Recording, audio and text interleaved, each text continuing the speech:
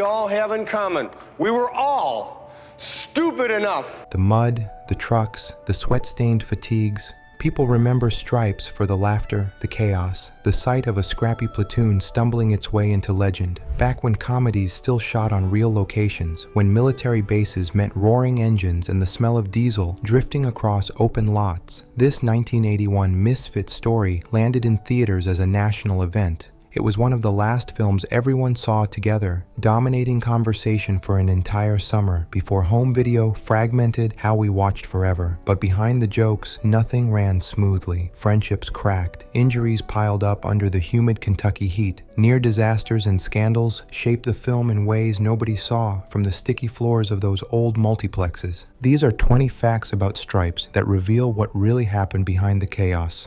Fact number 1, the movie almost wasn't a military comedy at all. Early drafts were pitched simply as a road trip buddy film until producers realized the script fit perfectly into America's late 70s appetite for stories about rule breakers. Back when studios still gambled on instinct rather than data, shifting the entire plot around a disgruntled cab driver joining the army was done in one long meeting. No spreadsheets, no focus groups, just a room full of cigarette smoke and an executive pointing at a notepad and saying, "What if they enlist?" That offhand suggestion turned a drifting concept into the uniform chaos we know, proving sometimes the biggest ideas are born from the smallest offhand suggestions. Fact number 2, casting shifted in strange, intense directions before cameras rolled. One early, explosive conversation involved bringing in John Belushi to co-star, riding high after the Blues Brothers, but he refused. He didn't refuse because of the Army angle, but because he didn't want to act opposite Bill Murray again so soon after their rivalry had intensified. Their friendly rivalry was real, but fiercely competitive. In another timeline, the entire film leans darker, louder, and far more unhinged, but instead, we got the balanced anarchy of Murray and Ramis, which quietly redefined the genre. Fact number 3, filming inside the decommissioned Fort Knox barracks meant the cast woke up to actual military drills thundering outside every morning.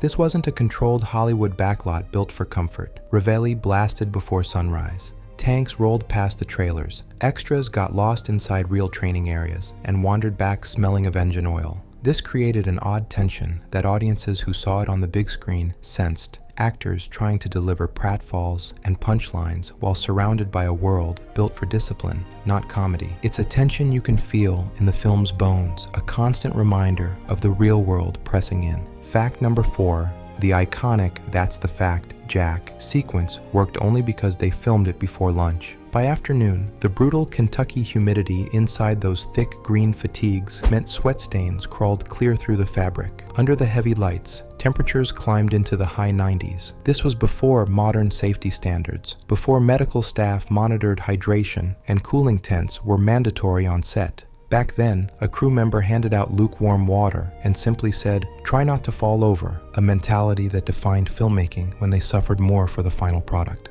Fact number 5, Harold Ramis never intended to act in the film. He just wanted to write. But producers insisted he join the cast to balance the unpredictable, high-wire comedy of Murray. The decision came so late that his original costume didn't even fit. Wardrobe had to stitch panels into the sides, leaving faint lines visible in certain shots, lines most people never noticed on those old theater prints, but which are quietly preserved in the original negative. It's a secret detail hidden in plain sight, only visible to those who know where to look. Fact number 6, the mud scenes everyone laughs at came with a physical price tag. The field they shot on hadn't been used in years, and water had pooled under the tall grass. The moment boots hit the ground, actors sank ankle-deep in muck that smelled like old fuel and wet clay. Losing a shoe became a running problem. More than one crew member went home with socks so caked in sludge they could stand up on their own. It was a dirty, physically demanding shoot that audiences experienced as pure, effortless comedy. Fact number 7, 2 supporting actors were treated for heat exhaustion during the parade ground drills. Those scenes were shot on an asphalt lot that absorbed heat all morning, making the set an oven. Boots softened, sweat blurred vision. One actor nearly fainted during the slow march shot, but tried to keep going out of embarrassment, a mentality common on sets before modern medical protocols. The medic finally pulled him aside, saying, "If you fall, you'll take 3 people with you." It was a subtle reminder that the comedy was being built on real human suffering.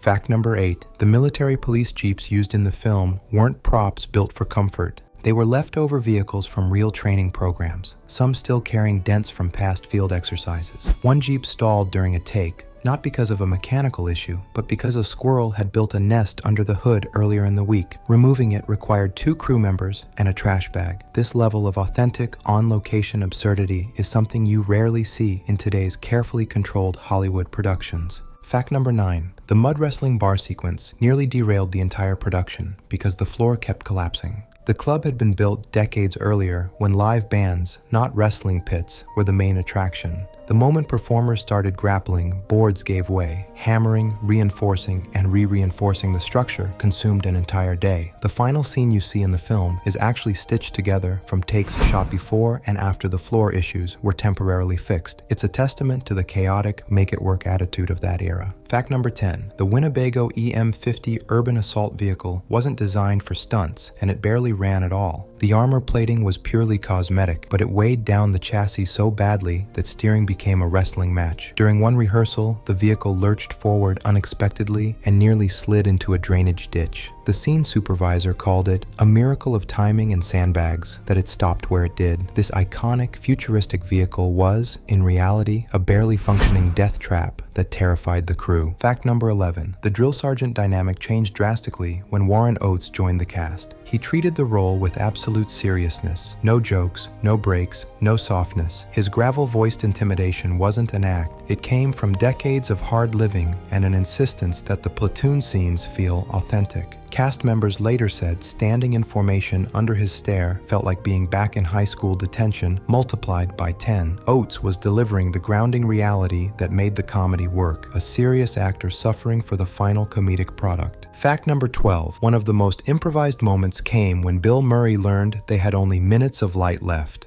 Rather than wait for a rewrite, he grabbed a prop broom, walked into frame, and started dancing. The crew froze, watching the spontaneous genius unfold. Ramos whispered to the camera operator, "Just keep rolling." That bit of spontaneous weirdness, born from time pressure and on-set anarchy, became one of the film's most quoted moments on VHS rental nights, a memory shared by everyone who saw it. Fact number 13. The mud crawl sequence cost one actor his toenail. During a wide shot, his foot struck a hidden rock. He finished the take because they had only one stretch of clean mud left. Then he walked to the medic tent with blood soaking through his sock. The medic said, "It'll grow back," wrapped it, and sent him back to set. That's how location shoots worked then. Patch it up and keep moving, before modern liability standards changed filmmaking forever.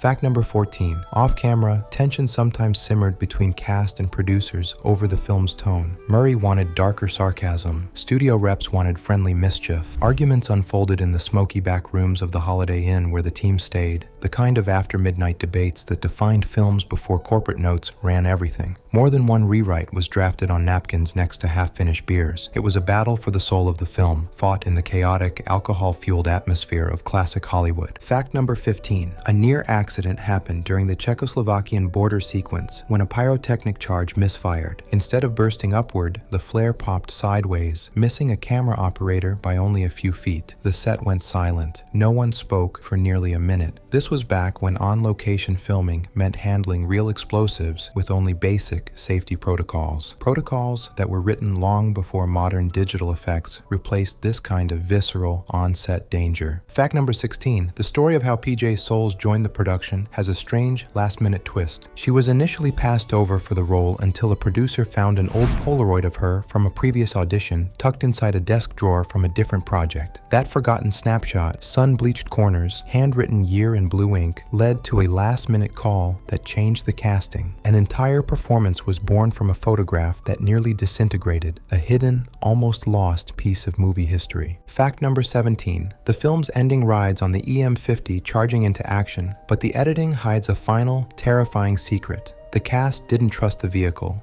The brakes worked only intermittently. During one close-quarter shot, the sound mixer quietly asked the crew to position sandbags just off camera in case the damn thing doesn't stop. That's why so many reaction shots are tight, wide angles, wrist showing the safety measures no one expected to need. The comedy of the final charge was undercut by the real danger of a vehicle that might not stop. It was the mud, the chaos, the sweat, and the sheer human effort that made Stripes an event that summer in 1981. It was a film built not on perfection, but on suffering, improvisation, and a chaotic energy that was impossible to fake. For those who remember seeing it opening weekend, when theaters were packed and the energy was electric, the film is still a shared cultural memory, a reminder of a time when the only safety net was the next day's shoot. They don't make them like this anymore.